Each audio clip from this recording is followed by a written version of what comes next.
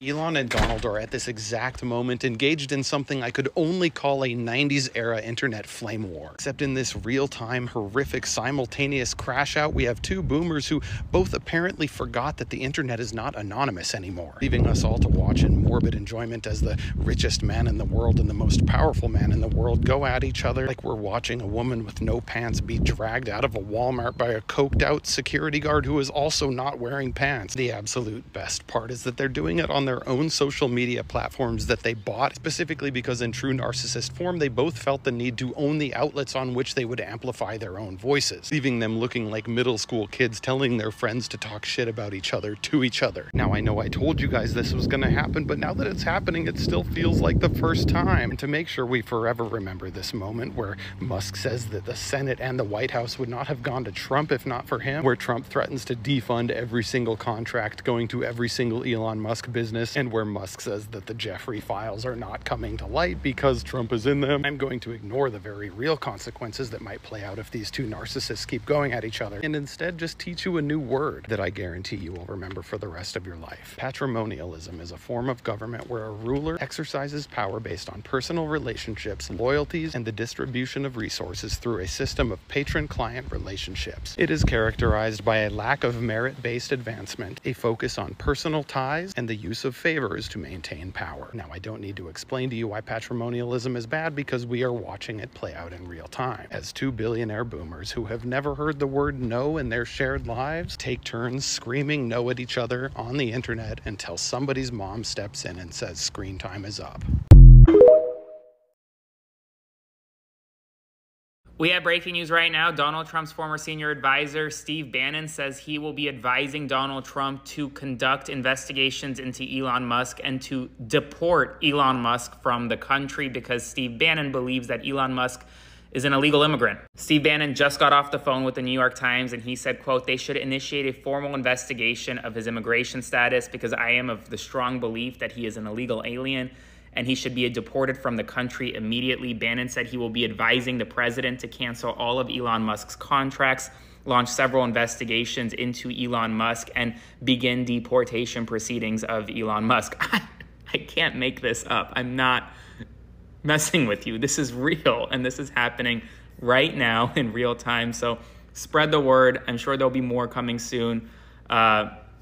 Yeah, follow along for all the news you need to know about him. Please consider supporting my work. Go subscribe to my Substack today. Click the link in my bio. Please consider doing that because it's only getting worse. The alliance between the world's richest man and the world's most powerful, Donald Trump, is imploding right now in real time before our very eyes. After days of Musk trashing Donald Trump's signature domestic policy, his big ugly bill, as Elon Musk called it, Trump finally broke his silence. Watch. Elon knew the inner workings of this bill better than almost anybody sitting here. And he only developed the problem when he found out that we're going to have to cut the EV mandate. He said the most beautiful things about me. And he hasn't said bad about me personally, but I'm sure that'll be next. Musk, who's now a former special government employee, is doing just that. He is lashing out, reminding his 220 million followers on the platform he owns, X, of his potentially decisive $277 million political gift to Donald Trump. He writes this, quote, "Without me, Trump would have lost the election. Democrats would control the House and Republicans would be 51-49 in the Senate." It went on and on and on. Trump even threatened to cancel Musk's billions of dollars worth of contracts, to which Musk fired back, accusing Donald Trump of, wait for it, covering up his role in the Epstein files. Yes, Elon Musk went there. As sordid as this all is, and it gets worse, why does any of this matter when the most powerful person in our government fights with the richest person in the world? We, as a public, get to peer deep inside the most corrupt and superficial alliance in American political history. And as they claw and strike rhetorically at one another, they affirm our deepest concerns and suspicions. Trump confirms that Musk was always only in it to enrich his companies, and Musk confirms So the Trump supporters have found their new thing to be angry about, and this one's truly insane. Former FBI Director James Comey posted this on Instagram. It's shells on a beach, and it says 8647. He captioned it saying, "Cool shell formation on my beach walk." Essentially, 86 means get rid of, remove, eject, and 47 stands for Donald Trump, the 47th president. And Republicans are actually interpreting this as him threatening Trump's life, kind of calling for Donald Trump to be taken out, if you know what I mean. And it's gotten so big that FBI Director Kash Patel put out a statement saying, yeah, we've seen the post and we're concerned about it. Like, what? Did Republicans have this same energy when former Republican Representative Matt Gaetz said he 86'd a number of Republicans? Were any of these Republicans calling for investigations into the people selling 8646 merchandise on Amazon referencing Joe Biden? Did any of these Republicans even blink when Donald Trump posted a video that included a photo of Joe Biden tied up being kidnapped? Did any of them say anything? No, they didn't. It's gotten so absurd that even Trump admin officials are calling for James Comey to be arrested. If that's the case, then we have a bunch of Republicans to arrest because they've done the same thing. Obviously, James Comey, again, a former FBI director, was not calling for anything bad to happen to Donald Trump. And if you truly believe that, then I have a bridge to sell you. I don't think you could pass a basic civics exam, and I don't actually think you know the law. We've had people who voted for Donald Trump believing that everything was going to be nice, everything was going to be okay, until they came and find out later on that the promises Donald Trump made was not being fulfilled, you know. We've had also black people who also voted. But in this particular video, white people are reacting. Some are reacting positively and some are reacting negatively about the situation that is happening in the United States of America between Donald Trump and Elon Musk. I want us to listen to these people, get to understand. Some of these people voted for Trump, but now they are complaining. I think that as you make your bed, you must lie on it, right? You can't make your bed and you don't want to lie on it. Who else do you want or do you expect to lie on it? Now that is what we are going to uncover in this video. We are going to see the white people's reaction to the situation happening between the two tech moguls, you know, the two billionaires in USD, and what these white people think of them. Let's dive in. I shall give you my thoughts by the end of the video, where we shall also have a deeper critical analysis. And let's dive in. If you make a product in America, you don't actually have to pay the tariff. As a business owner who makes all of her products in America, I can tell you why this doesn't really give you the full picture. Not only are all my products made here in America, they're made in New York City. Every single piece of jewelry that I produce is made in Manhattan. My business is hyper-local and it relies and feeds into the jewelry production of the city. I think it's really important to invest in that infrastructure. I have never outsourced anything in my life, and these tariffs will still affect my business. There are a lot of gemstones that don't exist in the United States. Most of our gemstones come from Asia, places like Thailand, places like Cambodia, and we just can't start creating those. All of that has to be imported. Same thing with our tools. Jewelry workshops use thousands, tens of thousands, hundreds of thousands of dollars of tools, large pieces of machinery, things that need to be maintained, parts need to be reordered, all of that, China. Even gemstones that could be manufactured like lab-grown diamonds, all of that is made and cut in India, where the best diamond cutters are. Like 90-something% of diamonds are cut in India, lab diamond or not. That's where the best diamond cutters are, and those are the places that have invested in that infrastructure. So those are the ones that make the best products. All of our findings, things like clasps, earring backs, chains, the best factories are in Italy. So even when you order something like a custom engagement ring from a brand like mine, everything is made by hands here in New York City, but all of that gold, all of the machinery that we use to turn that gold into an engagement ring, and the stones we put inside are from outside of the country.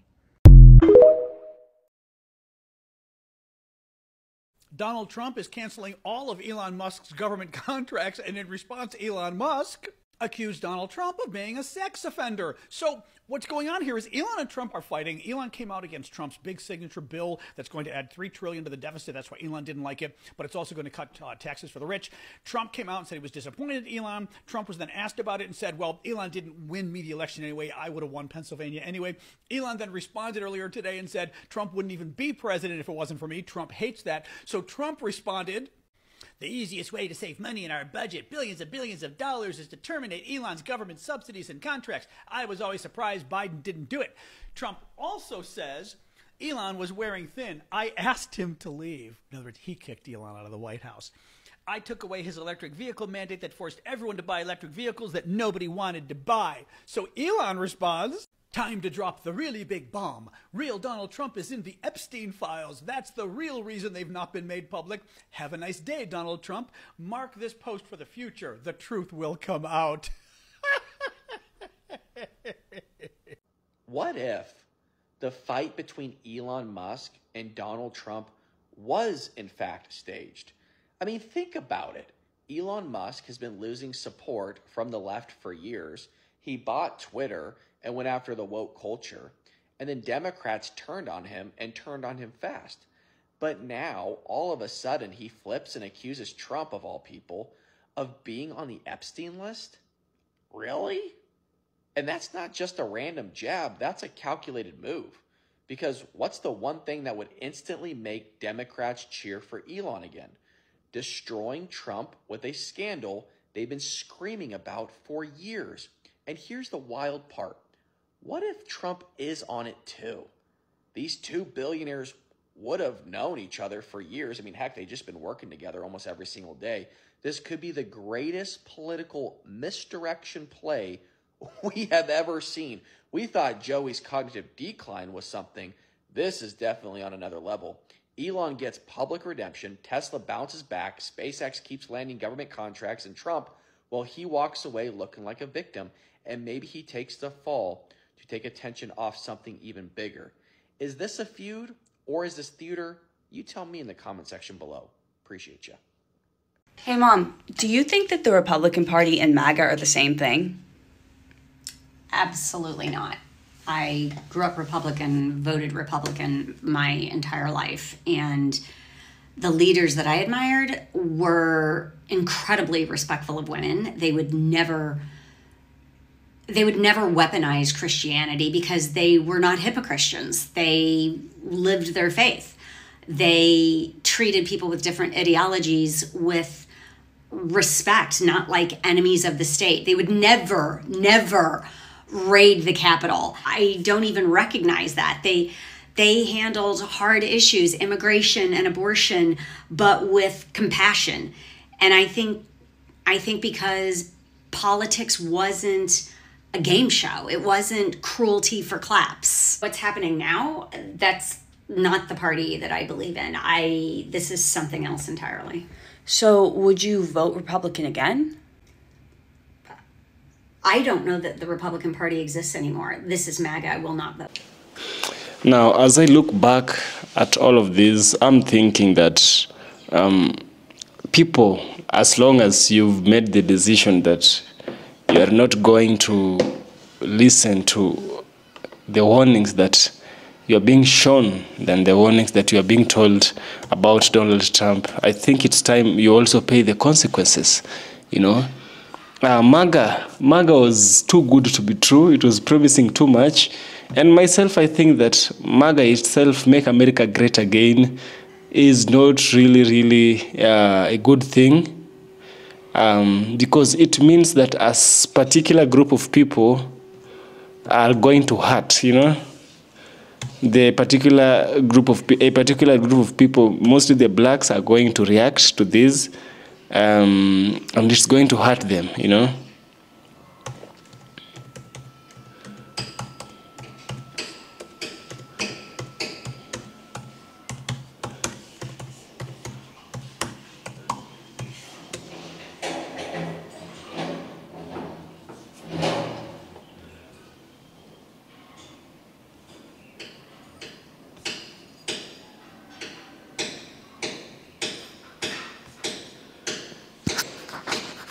Now, from this recent war between, I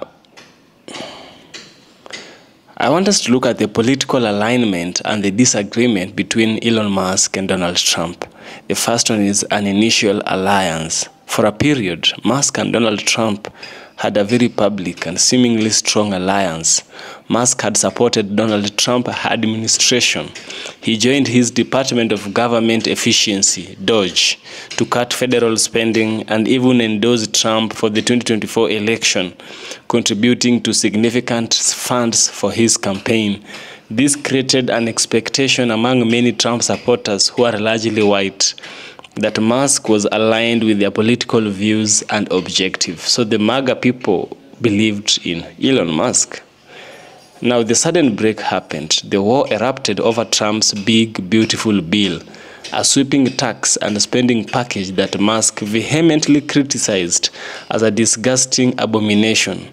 This public disagreement, especially on a major public issue, came as a surprise to many who saw them as allies. For white voters who are loyal to Trump, Elon Musk's criticism might be seen as a betrayal or a lack of understanding to Trump's agenda.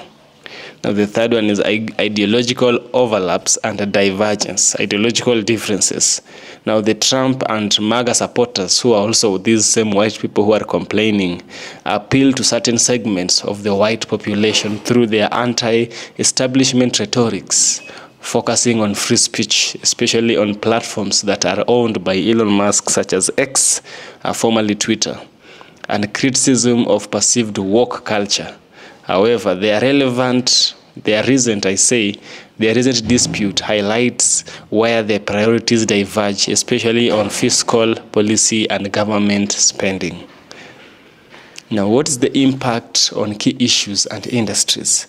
We have the electric vehicle subsidies. A major point of contention is the bill impacts on Elon Musk's electric vehicle EV subsidies, which would negatively affect Tesla, Musk's company. Many MAGA voters, particularly those in certain industries or those concerned about economic policy, would be paying attention to how this affects businesses and jobs. Government contracts are also going to be affected in a way. Trump has threatened to cut Elon Musk's government contracts, e.g., the things with SpaceX, which adds to a direct economic tension to the feud. This would be a significant concern for those who support American industry and technological advancement, or those who see government spending as a crucial economic driver. The third one would be the media and social media personalities. High-profile figures, the high-profile figures such as these two conflicting individuals, Trump and Elon, are extremely high. They are extreme with massive followings, especially on social media. Their public spat, often playing out on X, formerly Twitter, generates intense media coverage and direct engagement from their supporters. We have also symbolic figures. For some white individuals, Trump represents a certain kind of political rebellion and a return to traditional values, while Musk embodies technological innovation and a rejection of a perceived bureaucratic inefficiencies. Their conflict, therefore, becomes a symbolic of broader debates within conservative and libertarian circles. Also the fourth one would be perception of influence and loyalty, testing influences. Musk's strong criticism of Donald Trump's signature bill tests his influence within the Republican Party and among its base. For white voters, people who are complaining or rejoicing, this war might be a way to gauge who holds more sway and to decide where their own loyalty lies. And the other one is Trump derangement syndrome. Trump himself has framed Elon Musk's criticism as a case of Trump derangement syndrome, a term he uses to dismiss criticism from other allies. This narrative resonates with his base, who might view Musk as having turned on Trump due to a perceived personal agenda. In the essence of war, the war between Elon Musk and Donald Trump is significant for white people, particularly those aligned with the conservative or libertarian viewpoints, because it involves two highly influential figures who had been seen as allies, and those conflict touches upon key policy issues, economic interests, and symbolic narratives within their political landscape. I'll also just come back to what I said earlier. If you make your bed, you must lie on it. Don't expect someone else to lie on it. If it has bed bugs, enjoy the bed bugs. If it has lies, enjoy the lies. If it's sweet-scented, enjoy the sweet scent. Now, if you make your bed again, you must lie on it. This is EFK Original Documentaries. If you like what I do, you know what to do. Subscribe. I'd surely appreciate. And see you in the next one.